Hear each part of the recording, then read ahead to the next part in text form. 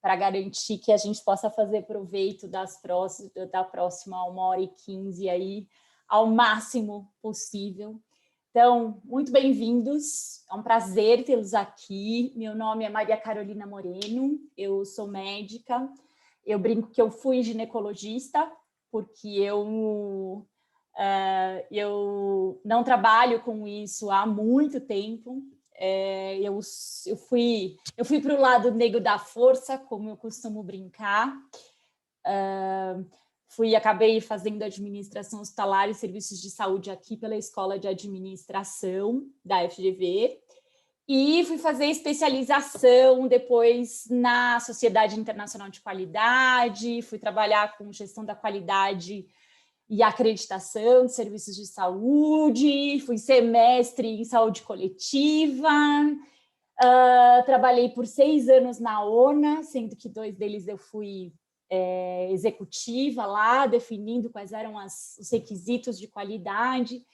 E há 7, 8 meses, no auge da pandemia, resolvi criar o Portal Qualificação, porque eu sempre percebi que existia um hiato muito grande entre as organizações que estavam buscando o processo de acreditação, daquelas organizações que sabiam que provavelmente nunca estariam em processo de certificação.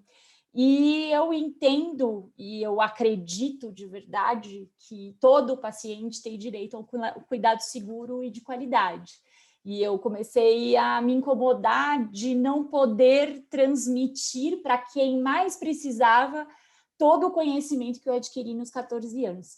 Então, esse é o grande motivo de eu estar fazendo as webinars, de eu ter criado o canal no YouTube, de eu ter criado o site, né? Então, o portal ele busca trazer de várias formas diferentes conteúdos relacionados à gestão da qualidade e segurança do paciente de uma maneira traduzida, vamos dizer assim, né? De uma maneira compreensível, direta, sem usar o qualitês, que é uma forma muito comum da gente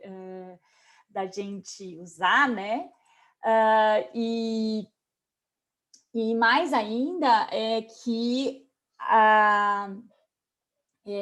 eu acho importantíssimo que mais pessoas tenham acesso. Então, alguns estudam e se atualizam melhor por escrito, outros ouvindo, outros assistindo vídeos, outros fazendo curso com coisas, pondo a mão na massa e tentando executar. Então, a ideia é estimular cada vez mais pessoas a conhecerem o assunto, a entenderem o pouquinho que elas podem fazer, porque todo mundo pode fazer um pouquinho, né? Se hoje a gente sair daqui, cada um com uma coisinha assim, putz, isso eu posso fazer amanhã na minha organização, a gente já vai estar oferecendo um cuidado diferente. Então, é um pouquinho isso que a gente está buscando. Eu queria saber se vocês estão me enxergando. Eu não consigo configurar minha tela ainda para que vocês vejam em destaque quem está falando. Vocês me enxergam em destaque aqui ou vocês não têm? Eu tenho outra tela aqui na frente, só para saber se eu compartilho ou não. Eu compartilho a minha tela ou não. É muito mais conversa hoje do que... Gente, eu não tenho nada de tradicional em termos de aula, tá? Então, a gente vai conversar bastante, fiquem à vontade para abrirem o áudio, se manifestarem, tirarem dúvidas, que quanto mais a gente conversar, mais vai ser positivo, tá bom? Eu vou, só para organizar a nossa linha de raciocínio aqui, eu vou compartilhar minha tela, só para ver como... agora sim. Vocês estão enxergando minha tela? Sim? Sim. Então tá bom, obrigada. Vamos lá. Não, amigo, vamos, força, força, força.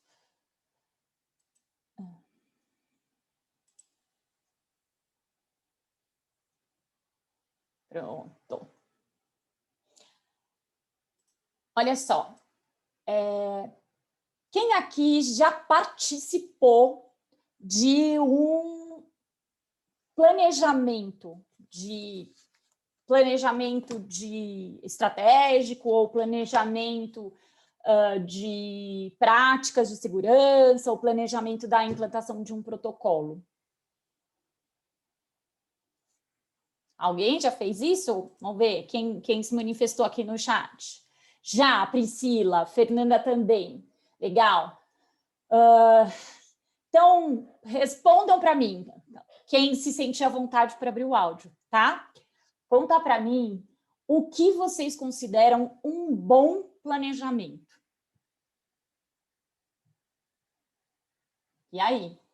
Por áudio, por escrito? Posso ler aqui também, se vocês preferirem.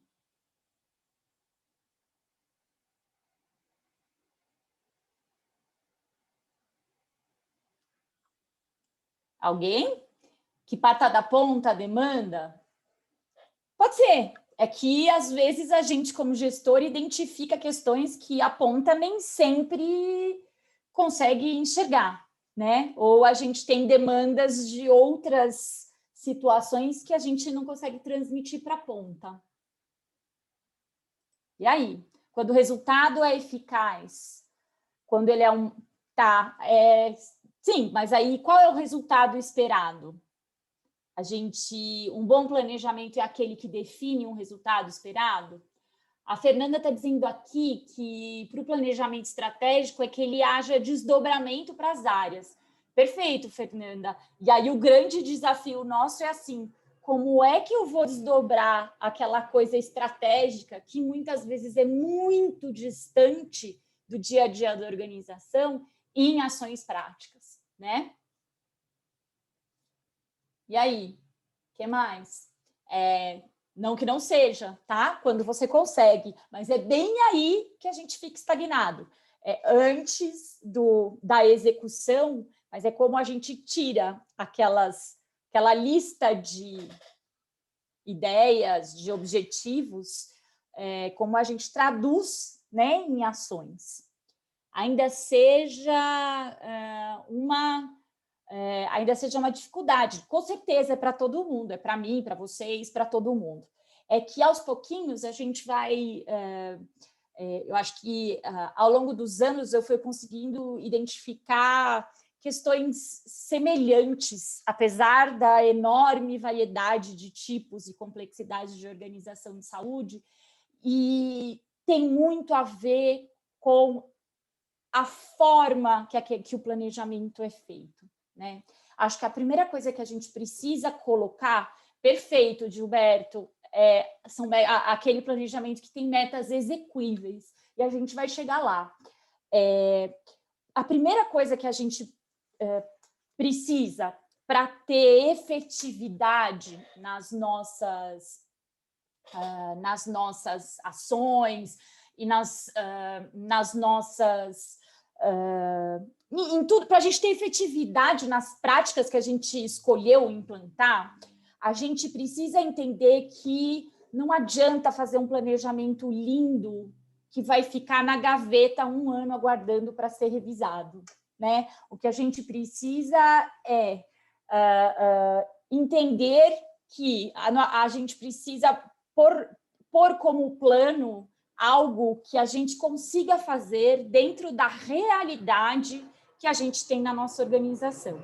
Realidade financeira, realidade em termos de colaboradores, realidade em termos de pacientes, né? Nem sempre os nossos pacientes, nem sempre não, varia muito o perfil dos pacientes que a gente tem de organização para organização, então vai mudar uma coisa importante, que é o que é prioritário, né? Qual é a chance de um evento adverso acontecer adequadamente, né? Então, a primeira coisa que a gente precisa estabelecer quando a gente vai planejar uma prática de segurança do paciente é definir o que a gente consegue de fato fazer.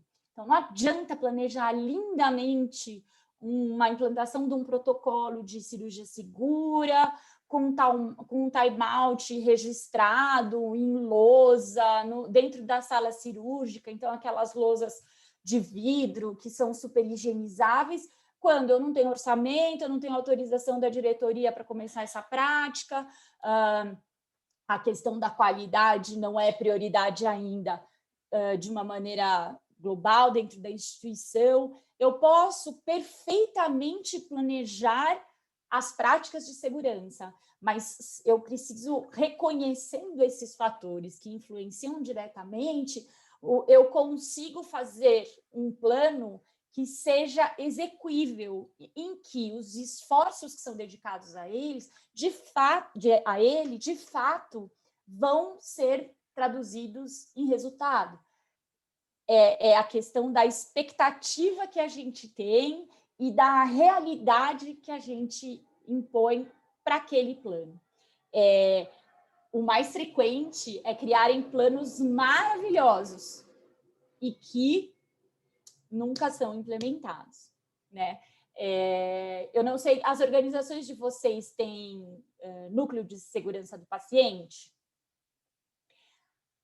A coisa mais frequente, principalmente em organizações de porte menor ou organizações que não têm um processo de gestão da qualidade ainda bem estruturado, é que a obrigatoriedade do plano de segurança do paciente, ela é feita a partir de um copiar e colar de outro plano, de outra instituição de saúde, com mera troca de nomes, para mostrar para a vigilância sanitária do município, e não, de fato, para olhar para o perfil da organização, para o perfil de eventos adversos que acontecem ali e tratarem de transformar aquelas situações em práticas resolutivas em relação a evitar danos recorrentes aos pacientes, né? Tem mais alguém aguardando?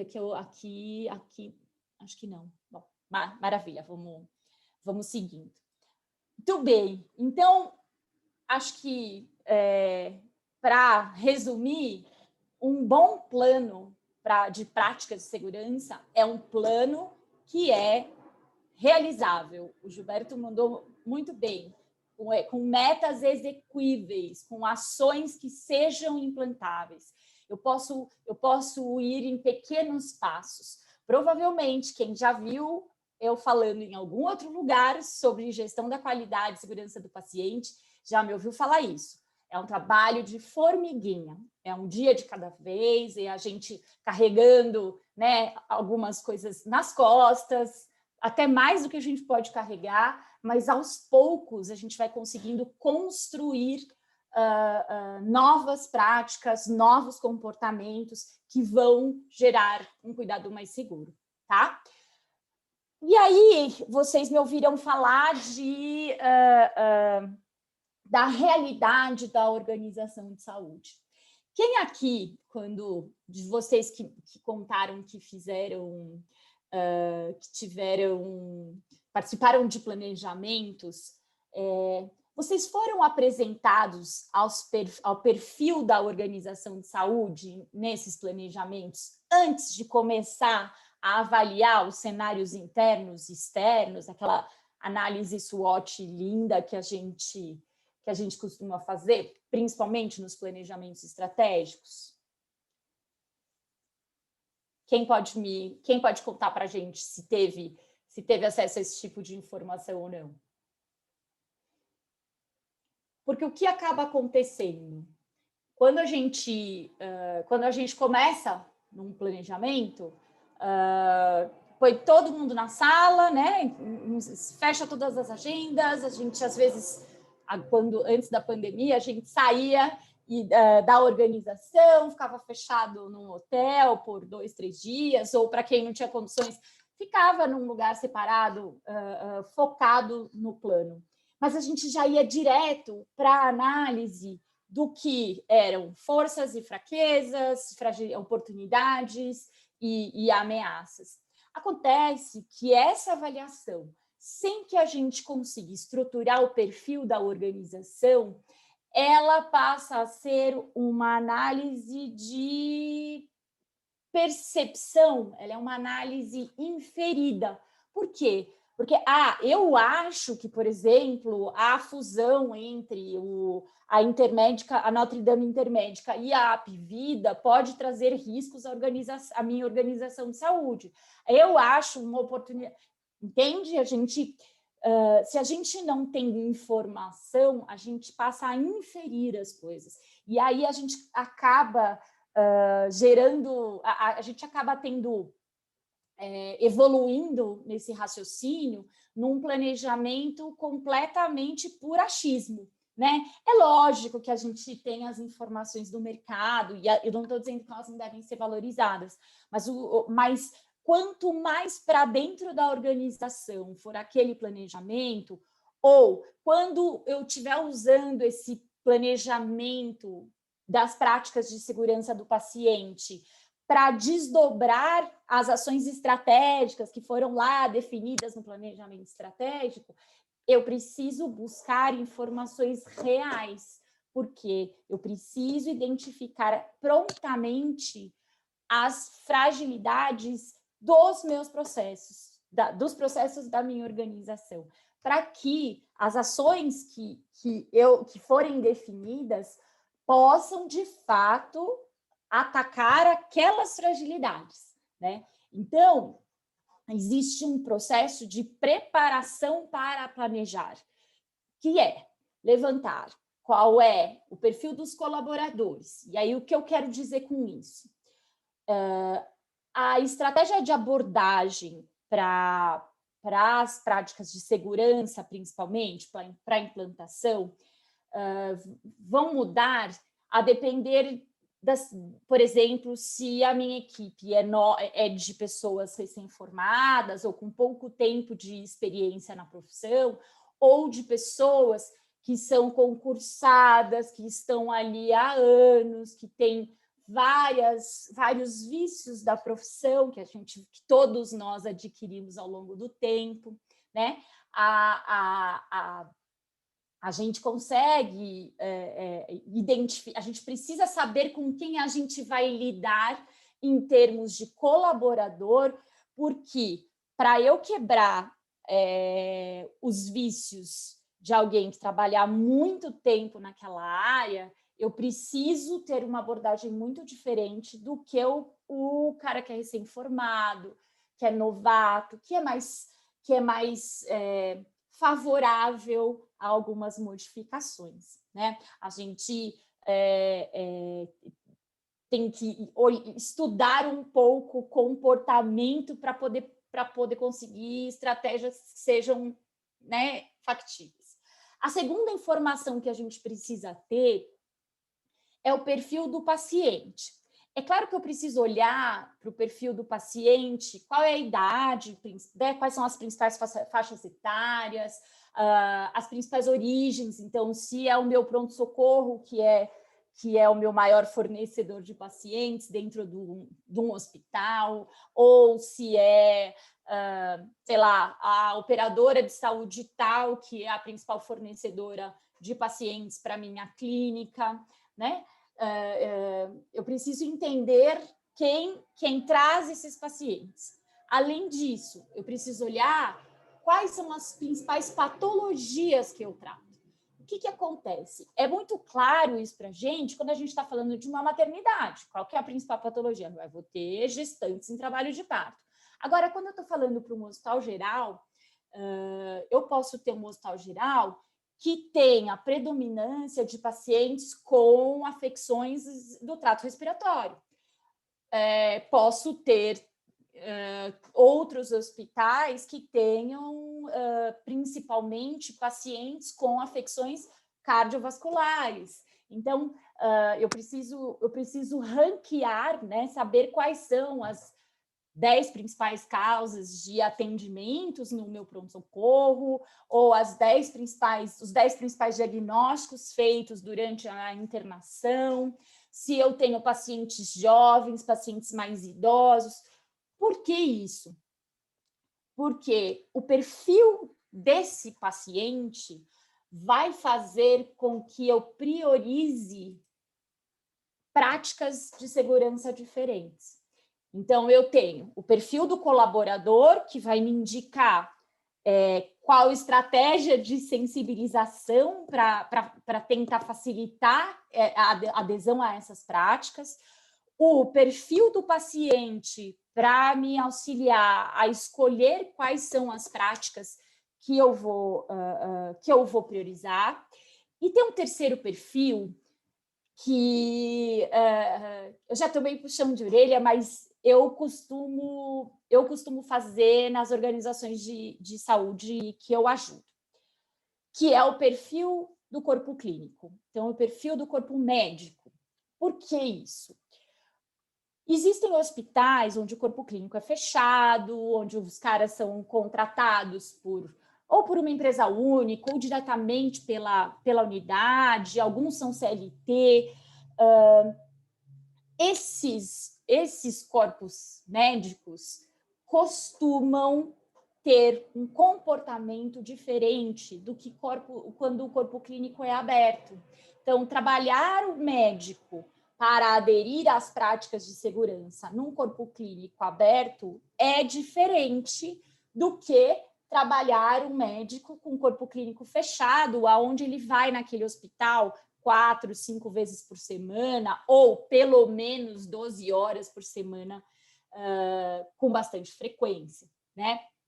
E outra questão, profissionais médicos que já têm um perfil inovador e que são, de fato, sensibilizados pela causa da gestão da qualidade e segurança do paciente, são enormes aliados no planejamento e na implementação das práticas de segurança.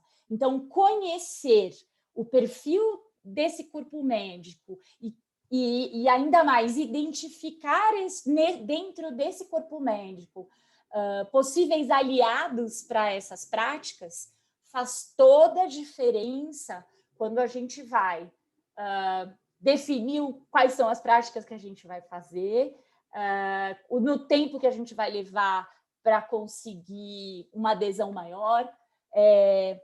Digamos assim, que é um tempero bastante interessante e muito bem-vindo para que a gente não, né, para diminuir os nossos desafios, vamos falar assim, porque não tem nada mais desafiador do que a implementação das práticas de segurança do paciente dentro das organizações de saúde. Eu acho que isso é perguntar para qualquer gestor da qualidade. Esse é o nosso eterno, né? São as nossas noites de sono perdidas, com certeza tem a ver com a implementação de alguma prática que não deu certo, que não está sendo como a gente queria, ou que simplesmente não aconteceu, né? Então, uma vez que a gente definiu lá qual é o planejamento possível, e que a gente tem esses perfis bastante claros para a gente, vejam bem que eu não entrei em dinheiro, não entrei em estrutura, não entrei. Aí que a gente vai olhar para se existe algum tipo de orçamento. E por que a gente olha antes de planejar? Porque vamos combinar que a vida real ela é bem mais dura do que quando a gente está aqui falando da causa, né? O dinheiro é contado na saúde, a gente não tem, muitas organizações não priorizam a segurança do paciente por uma questão de cultura, porque esse é um assunto que ainda é muito bebê, né, dentro do sistema dos sistemas de saúde em geral, e aqui no Brasil não é diferente. Então, é muito frequente a gente não ter o orçamento ser zero para a implementação das práticas de segurança. Acontece que um orçamento zero não quer dizer que não existam práticas a serem implantadas. Então, a gente precisa ter em mente que se eu tenho algum orçamento, vai que tenha a sorte de você ter um diretor novo que é absolutamente comprometido e que definiu que no orçamento de 2021 ele deixou, sei lá, 100 mil reais para trabalhar a segurança do paciente dentro da sua organização. Puxa, você está um passo à frente de outras organizações, o que não quer dizer que... Mas se você tem um iluminado como esse, você pode se dar ao luxo de priorizar algumas questões ou de planejar uma implementação com menor tempo, porque você consegue adquirir materiais diferentes ou adequações em sistemas de informação que vão te beneficiar em termos de gestão de notificação de eventos e essas questões. Então, saber com o que a gente está lidando é duro, porque a gente vai ter que encarar o desafio desde o minuto zero, mas vai poupar a gente e vai permitir a gente buscar esse planejamento realista que é tão necessário para a gente, né? E tem uma coisa importante. Não adianta a gente ter um planejamento realista e tal, mas que vai morrer na praia por outras questões. Por exemplo, que o diretor vai falar assim, Carol, sinto muito, seu plano é muito legal, eu sei que não tem investimento financeiro, mas ele vai me causar desconforto com a equipe tal, o doutor fulano, a operadora tal, e neste momento eu não posso me indispor com eles, e aí você volta lá com com a sua malinha, com a sua pasta debaixo do braço, com frustração completa e absoluta, porque você conseguiu tirar leite de pedra e você não tem sustentação política para aquilo. Então, a outra informação que a gente precisa ter na mesa, na hora que a gente for tratar da implementação das práticas de segurança, é saber como e o quanto a alta liderança estará envolvida nessa implementação, estará comprometida com essa implementação, porque vai fazer diferença nos pequenos detalhes. Quando você enxerga que quando identifica-se que a liderança não está comprometida e não vai se esforçar para que aquelas práticas de fato virem realidade na sua organização, o que você faz? Rasga e vai embora para casa chorar até o último minuto? Você vai passar raiva, você vai respirar fundo, mas qual é a ação a ser tomada? É downgrade. Então, a gente vai olhar para o nosso planejamento num nível de implementação menor. Então, por exemplo, eu preciso do diretor para validar uma implementação global de um protocolo de cirurgia segura, para eu poder abordar o cirurgião e interromper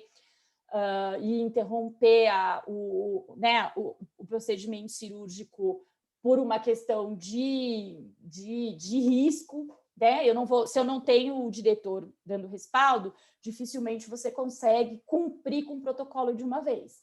Agora, se você é líder do centro cirúrgico e tem a equipe de enfermagem junto com você, e você conhece todos os pontos previstos dentro do protocolo de cirurgia segura e consegue, no seu âmbito, no seu nível de liderança,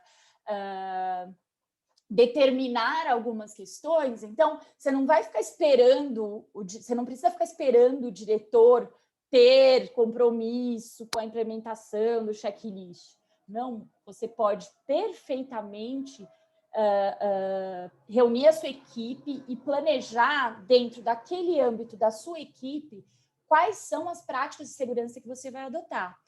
Percebam que, às vezes, eu estou falando de práticas de segurança que são num nível de protocolos mais complexos, cheios de desdobramento, e, às vezes, eu estou falando de práticas de segurança como checar sistematicamente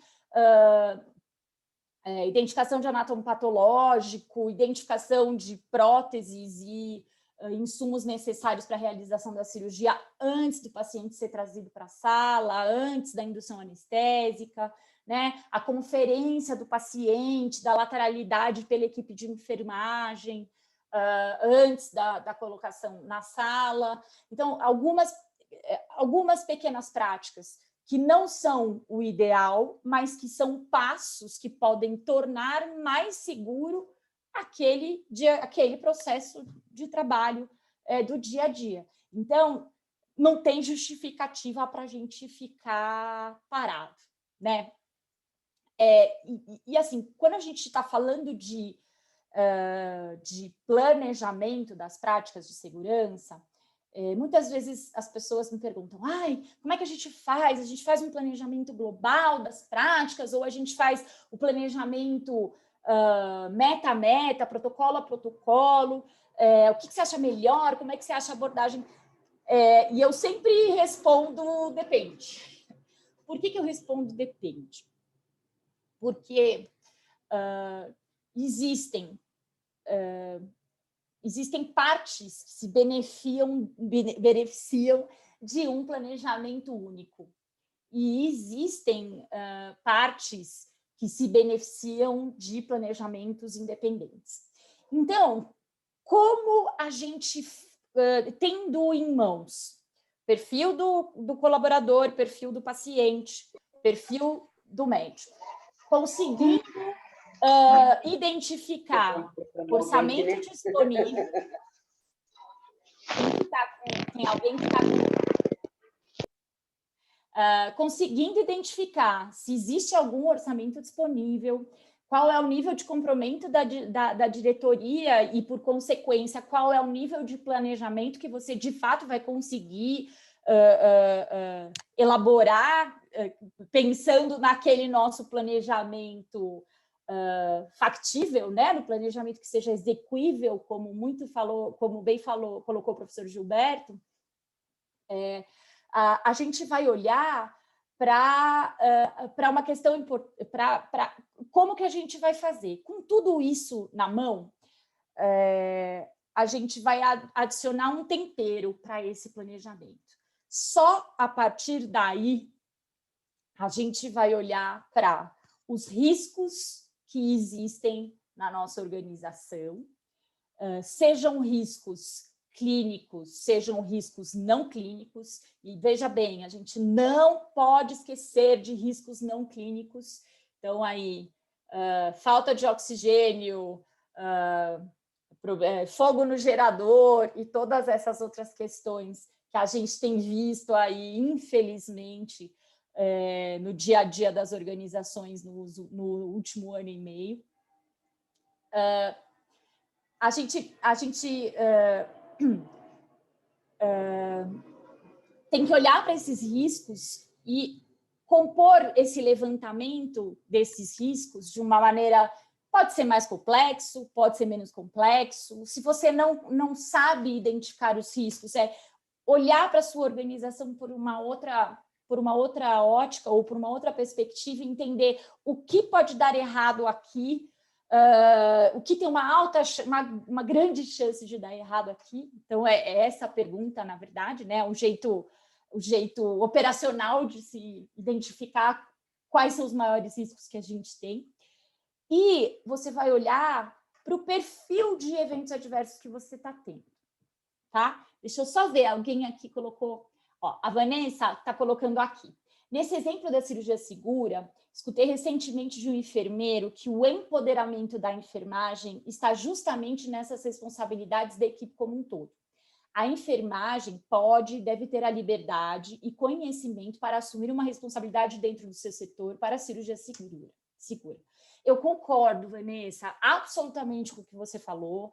Na verdade, os enfermeiros são os grandes líderes dentro das ações de segurança do paciente atualmente, né? Os médicos vêm aí, eu brinco que eu sou uma exótica nesse ambiente, porque somos poucos os médicos envolvidos e, de fato, com isso, né? Com a implantação e com as práticas. Acontece que eu tenho um compromisso dentro do portal qualificação.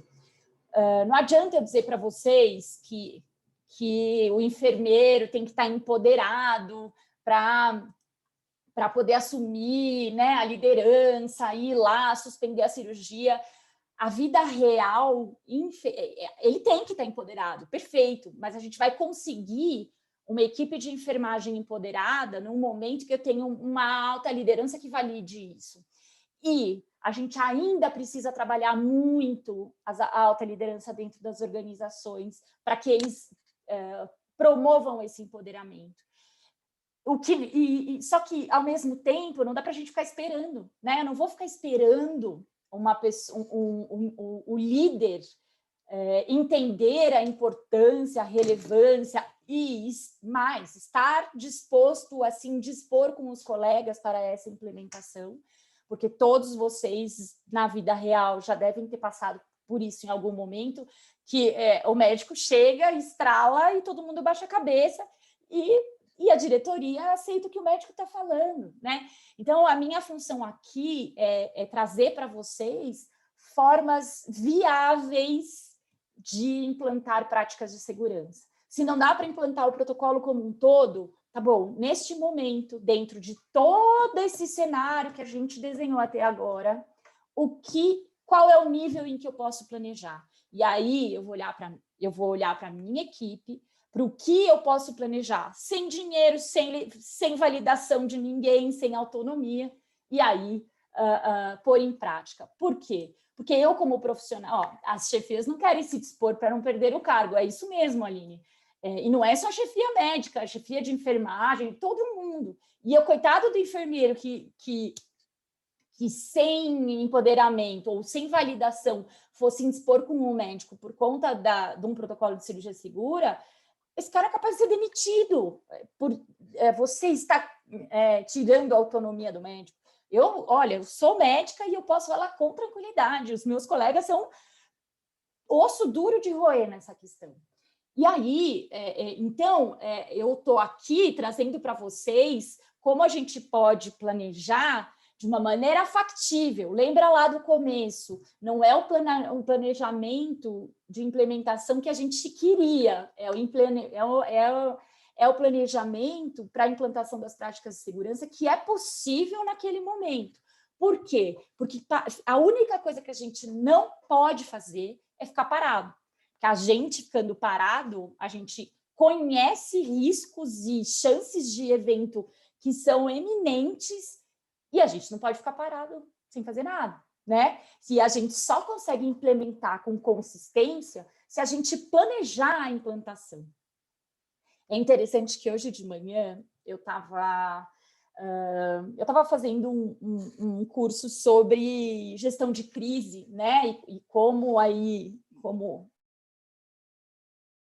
um ano de pandemia, e o professor Jeffrey Brathwaite falou uma coisa que eu acho que é muito interessante, que no momento, né, no momento de uma crise, seja de um evento adverso, ou seja, de uma crise como a pandemia da Covid-19, os planos têm pouca utilidade.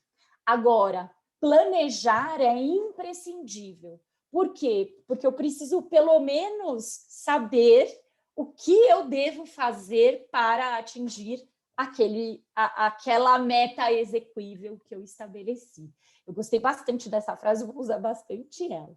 Ó, a Aline está dizendo aqui, a Fernanda falou que ela concorda com a Aline, e a Aline está dizendo que se for uma instituição privada, a enfermeira vai ser demitida, e se for o enfermeiro, a enfermeira vai ser demitida, e se for serviço público, vai ser perseguido. A cultura de deixar quieto ainda é muito presente. Então, eu acho que de novo, né, é a questão da gente encarar a realidade que a gente tem. Eu não me conformo da gente ficar parado sem fazer nada, né? Porque a gente ainda não tem uma cultura de segurança do paciente, porque a gente não tem um comportamento organizacional voltado para aprender com as falhas, voltado para tornar um ambiente mais seguro. Então, justamente por isso que eu coloquei a proposta dessa webinar com esse nome, né? A gente não dá mais para esperar, chega de esperar. A gente consegue fazer, tem muita coisa que a gente consegue fazer aos poucos, com calma, se a gente tiver as informações reais, se a gente olhar para essas informações e para os riscos e eventos adversos que a gente tem e conseguir priorizar o que vai entrar para o nosso plano. Mas voltando aqui, eu estava falando que a gente precisa considerar os nós, o risco, né, identificar o que pode dar errado de mais crítico e os eventos adversos da nossa organização. Aí, eu vou abrir um parêntese enorme. Tem organização de saúde que, para fazer para decidir quais são as práticas que eles vão implementar, olham de uma maneira simplista para os seus indicadores de eventos adversos, né? Então, olha, o que eu mais tenho aqui é queda e lesão por pressão, então eu vou começar com o bundle de lesão por pressão para poder diminuir a incidência. Perfeito, trabalhar lesão por pressão numa instituição que tem um volume muito grande é muito legal. Agora, a gente não pode esquecer que eventos adversos são subnotificados por definição. Então, assim, na instituição mais com melhor cultura de segurança, os eventos adversos são muito subnotificados. E outra coisa, existem alguns tipos de evento adverso que vão ser mais subnotificados do que outros. Exemplo, obrigada, pode ficar tranquilo, Gilberto, você vai receber, tá bom? Muito obrigada pela presença. A gente precisa, a gente vai conseguir olhar para esses, por exemplo, eventos adversos relacionados a erros de medicação. Quando a gente olha para o número de eventos adversos que são notificados, erros de medicação costumam ter uma incidência muito baixa. Agora, quando a gente vai olhar na prática, os estudos observacionais, então, né, que você observa diretamente as falhas na assistência, apontaram que, assim, os erros de medicação com enorme chance vão ser os principais eventos adversos que acontecem principalmente nas organizações hospitalares. Então, quando a gente não pode olhar secamente para os nossos indicadores de eventos adversos para definir o que a gente vai priorizar, certo? Outra coisa que a gente precisa lembrar, a hora que a gente for estabelecer as práticas de segurança, a implementação das práticas de segurança, a gente precisa identificar quatro tipos, né? As práticas que a gente precisa implementar, as práticas que a gente precisa revisar, então, que estão fazendo parte do dia a dia da organização, mas tem baixa adesão, ou a adesão é boa, mas a forma de executar o processo não está de acordo com o que foi planejado, né? A terceira questão é identificar quais são as práticas de segurança do paciente que a gente vai manter. Então, práticas que estão bem implantadas, que estão sendo executadas conforme o que a gente planejou, que estão sendo traduzidas em bons resultados. A gente precisa entender quem são elas para a gente mantê-las. Só olhar para se a gente não consegue subir a meta, melhorar a nossa meta lá factível no final do período. E a quarta questão que precisa ser considerada é olhar para as práticas de segurança do paciente que precisam ser eliminadas.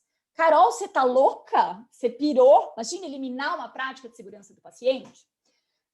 Eu vou dar um exemplo para vocês.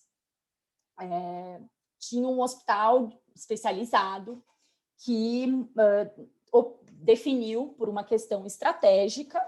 Era um hospital que não tinha tradição de qualidade e segurança do paciente, a gestão da qualidade era unicamente feita pela equipe de enfermagem, pela gerente assistencial, e esse hospital perdeu o credenciamento para a realização de cirurgias plásticas, tá? Então, esse hospital passou a ser exclusivamente um hospital oftalmológico. Ok. Quantos pacientes...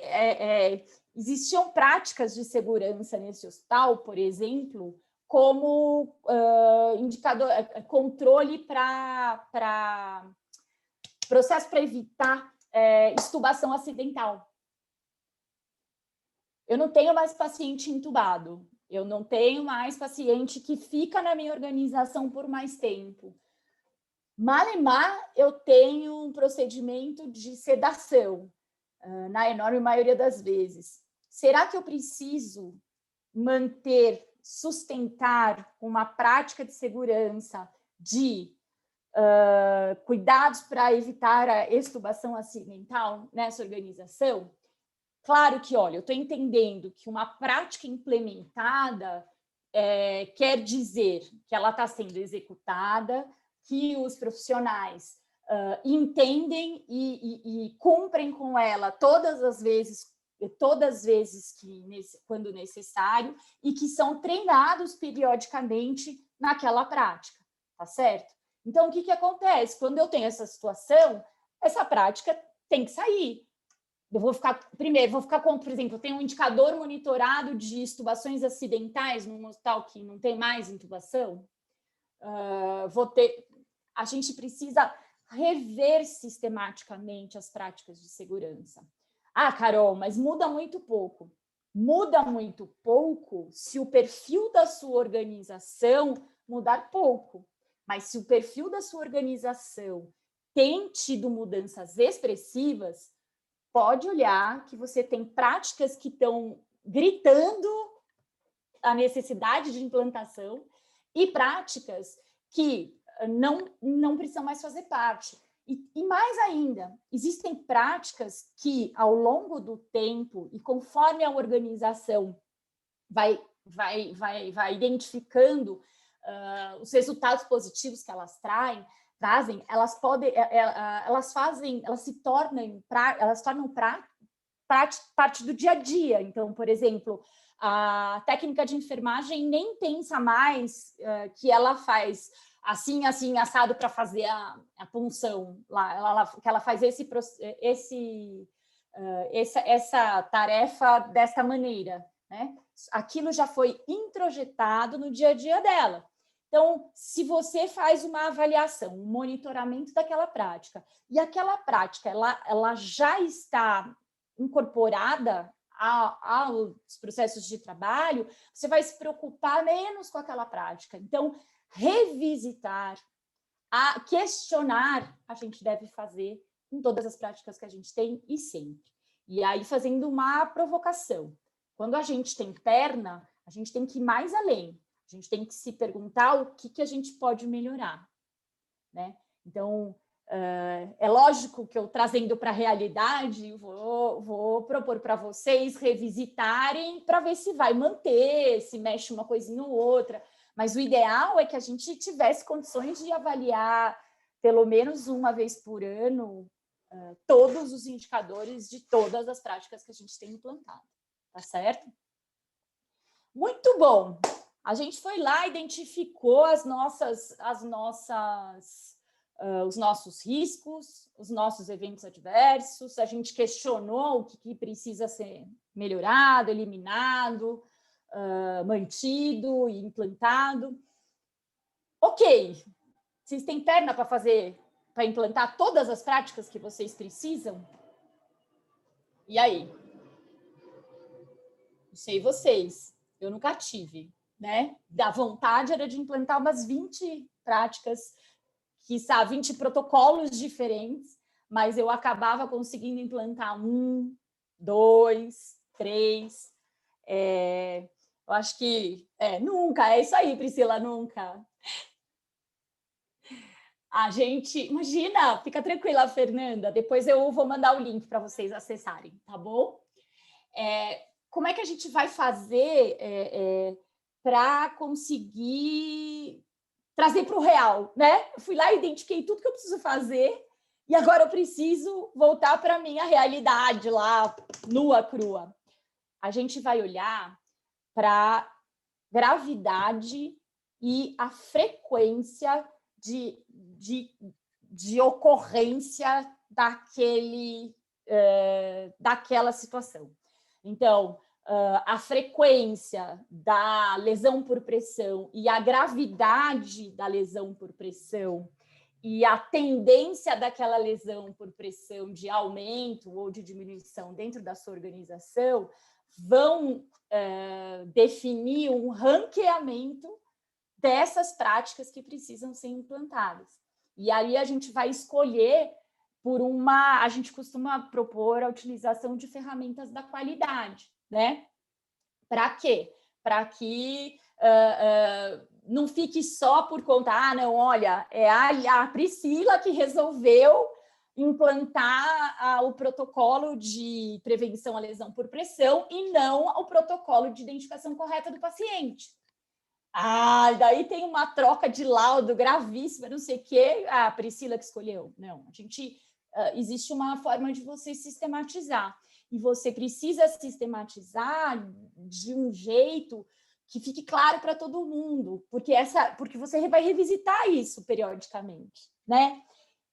Com tudo isso, vocês acham que a gente deve planejar por um ano inteiro ou vocês acham que a gente deve planejar por prática? Quem se arrisca a me responder? Eu tenho alguém que está comigo ainda? Estou vendo um monte de telinha preta, não tem problema nenhum, mas quando a gente consegue essas informações,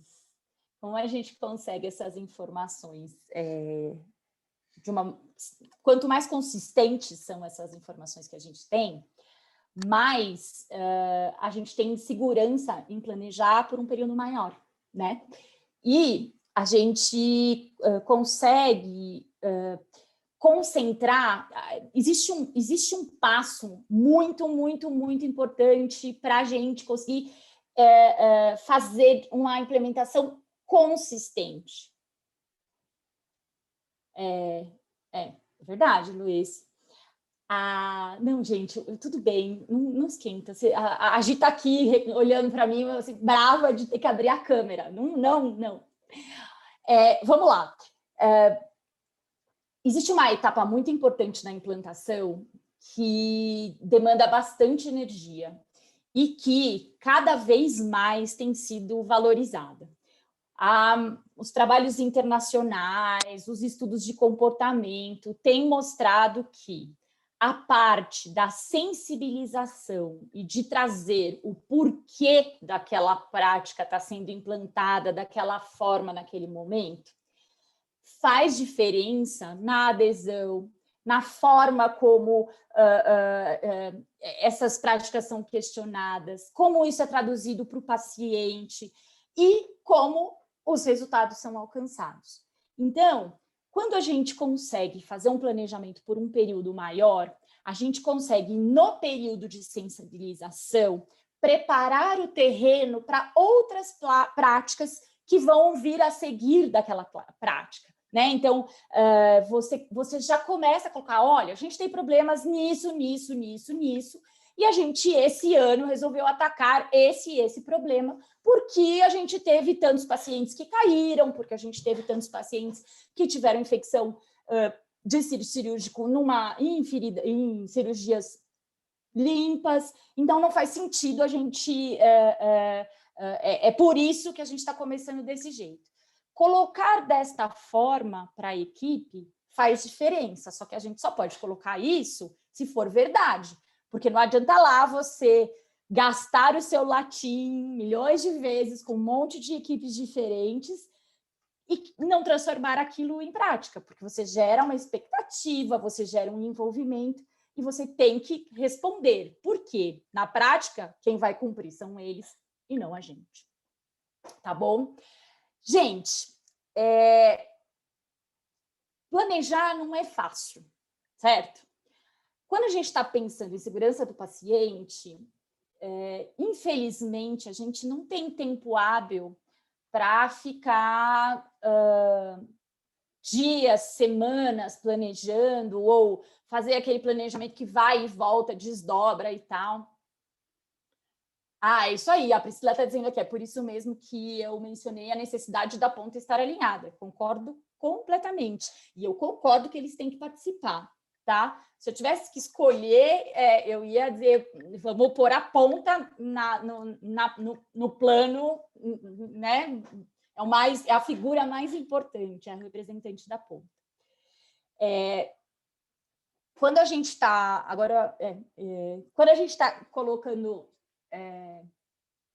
eu perdi o meu fio da meada. Quando a gente está olhando para o planejamento das práticas, a gente precisa entender que não dá para ficar muito tempo. Não dá para ficar muito tempo planejando, não dá para ir, voltar, ficar 3 meses conjecturando como as coisas vão sair. A gente precisa ter um processo de planejamento bem estruturadinho, bem consistente, rápido e que traga sempre essa realidade. Então, precisa trazer, a gente tem que fazer isso, aconteceu isso, teve esse evento grave, a gente precisa planejar. Tá bom, mas não dá para a gente ficar em brainstorm com... né? Porque, assim, sempre vai ter tudo urgente, sempre vai ter tudo para ontem, porque está lidando com a vida das pessoas, né? O que a gente precisa entender? Planejar para a prática é olhar o quanto eu consigo fazer e partir daí. E fazer de tal forma que ela consiga ser executável. Tá bom? Gente, eu sei que eu já tomei tempo de vocês demais, mas eu queria abrir para perguntas e eu queria contar uma coisa bem bacana para vocês, para quem tiver interessado. O Portal Qualificação está abrindo agora a parte de cursos ao vivo. Então, a gente vai fazer um primeiro curso exatamente sobre o planejamento, mas com um objetivo prático de lidar com as ferramentas e na tentativa de que você... Na tentativa não, com o objetivo que vocês consigam colocar em prática muitas das coisas que a gente discutiu e muitas outras coisas que tem por vir. Porque hoje tem ferramenta até para a gente monitorar e acompanhar a execução desse planejamento de uma maneira prática e não, de novo, fazer aquele documento para a gente apresentar para a vigilância sanitária. Tá bom? Eu vou colocar aqui para vocês o link para quem tiver interesse de olhar o curso. Vai ser um curso ao vivo, são 4 horas de curso. Acho que vai ficar bem legal e, bom, quem tiver interesse, tá certo? Vai ser um prazer. Alguém, quem quer, eu estou abrindo para as perguntas agora. Alguém?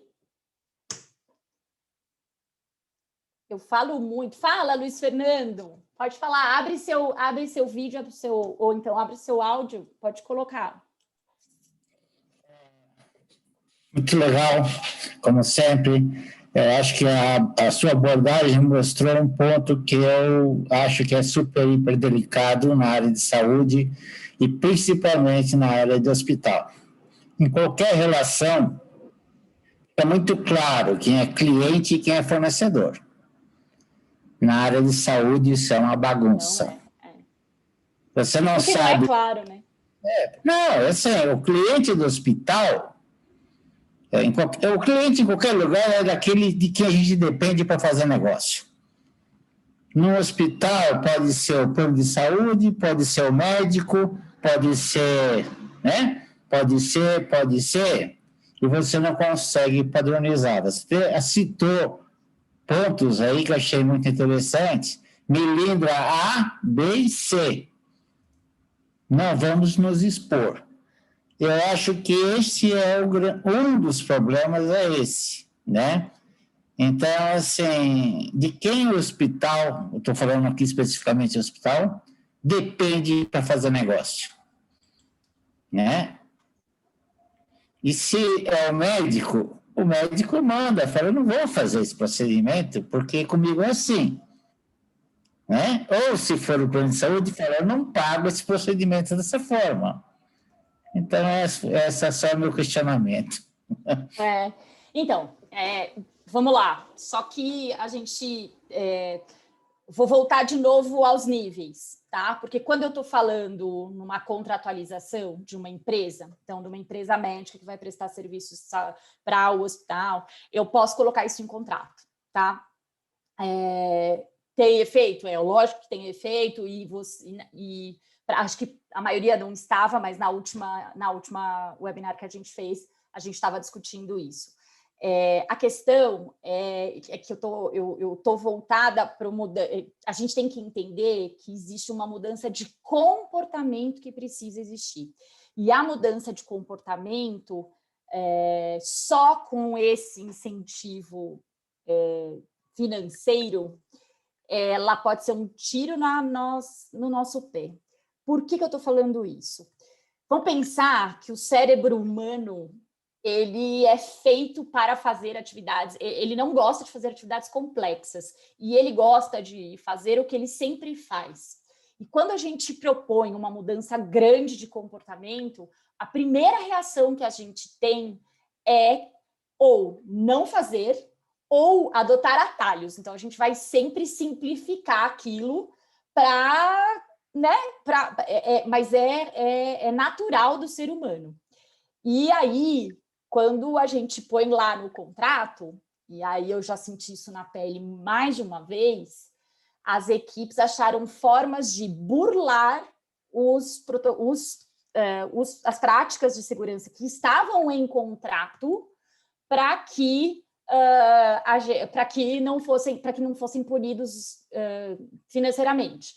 Então, precisa fazer avaliação para alta na RPA pós-cirúrgica, o anestesista precisa fazer avaliação. Tá bom, sabe o que o anestesista faz? Ele ia lá, escrevia, paciente em bom estado geral, dou alta para o quarto. Quem via o paciente? O enfermeiro. Ele nunca tinha chegado perto, né? Outra situação, por exemplo, precisa ter avaliação de risco antes, estou dando exemplo por conta da cirurgia, do processo cirúrgico, precisa acontecer a avaliação de risco cirúrgico previamente ao procedimento né, que é uma das questões de gerenciamento de risco, você vai saber qual é o risco do paciente ter alguma complicação. E aí, sabe o que eles faziam? Eles faziam... antes de entrar na sala, a gente tinha colocado. Sabe o que o anestesista fazia? Ele encostava a maca do paciente antes dele entrar na sala cirúrgica, no corredor, e fazia avaliação de risco cirúrgico. Ele, por um lado, ele está cumprindo o risco cirúrgico fora da sala cirúrgica. Por outro, ele está cumprindo uma regra de uma prática de segurança do paciente. Então, eu não estou dizendo que eu não sou favorável, tá? Aqui, quando eu fui diretora de departamento aqui no município, na Secretaria de Saúde, a gente implantou variável de indicadores de qualidade para todos os contratos de prestação de serviço. E todos os hospitais do município, exceto um deles, é contratualizado, tá? E a gente via isso recorrentemente. Então, a gente precisa andar nos dois pedaços e entender que ou a gente vai atacar a mudança de comportamento do ser humano, ou a gente vai continuar contribuindo para o jeitinho brasileiro.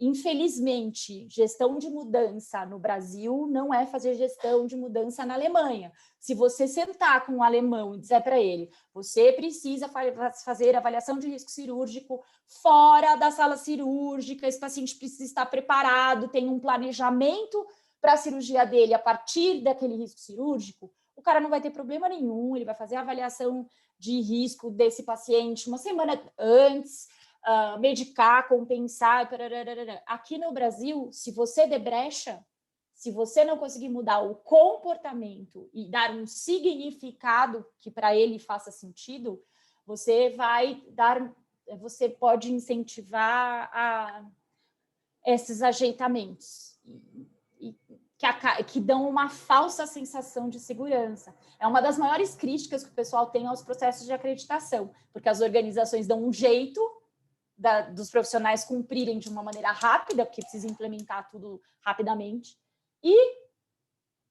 só que não é consistente, porque dá umas ajeitadinhas, entendeu? Então, o buraco é bem baixo. Para vocês terem uma ideia, quando eu resolvi montar o portal e me propor a discutir todas essas coisas, a primeira coisa que eu senti necessidade de estudar mais é o comportamento da mudança. Por quê? Porque todo mundo olha de cara e a tendência é muito tranquilo implementar essas práticas de segurança. Só que sente na pele quem está lá que não tem nada de tranquilo. Pelo contrário, né? Então, é mais ou menos isso.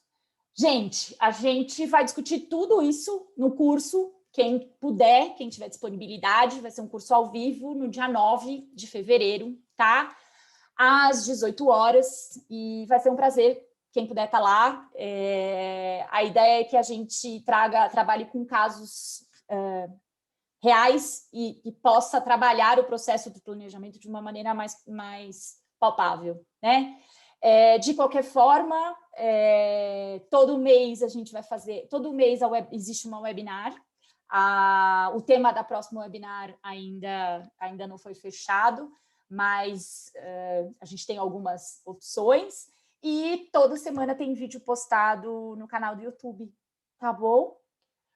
O curso, Priscila, ele não é voltado para nenhum tipo de organização de saúde, muito pelo contrário.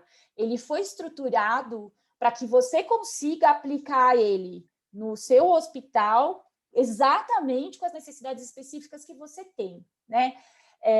Aí, na hora que você tiver que adequar a prática para poder fazer, para poder implementá-la de acordo com a sua necessidade, é que tem alguns truques que a gente vai discutir um pouco lá no curso, tá bom? Muito, muito, muito, muito obrigado. Vocês ficaram me ouvindo tagarela falar aqui 1h10 ininterruptamente.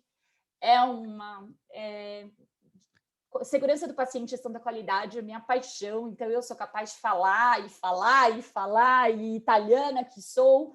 Então, muito obrigada pela paciência. Vejo vocês no curso, ou vejo vocês pelo portal, pelas ações do portal. Podem me seguir nas redes sociais, quem ainda não segue.